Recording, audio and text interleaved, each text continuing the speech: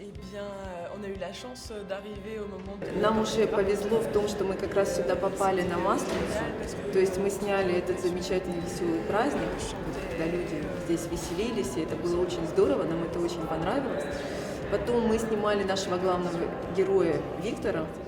Он француз, и он живет здесь уже 3 года. И благодаря нему он нам открыл сибирские традиции, которые он принял, так сказать, как свои, он их полюбил. И вместе с ним мы ходили в настоящие якутские семьи, то есть мы ходили к его друзьям, потом мы были вместе с ним в бане, мы гуляли с ним по городу, он нам много рассказывал о своих впечатлениях. Естественно, познакомились с особенностями благоустройства и обеспечения города, который находится в таких экстремальных климатических условиях. То есть, например, мы тоже посмотрели, что здесь все трубы проходят поверху и как бы замотаны. То есть для нас это тоже не совсем обычно и несколько так экзотично. Мы теперь будем снимать его на уроке французского, как он преподает французский язык, и это уже интересно, что в Якутске, он далеко от Франции, но что здесь изучают французский язык.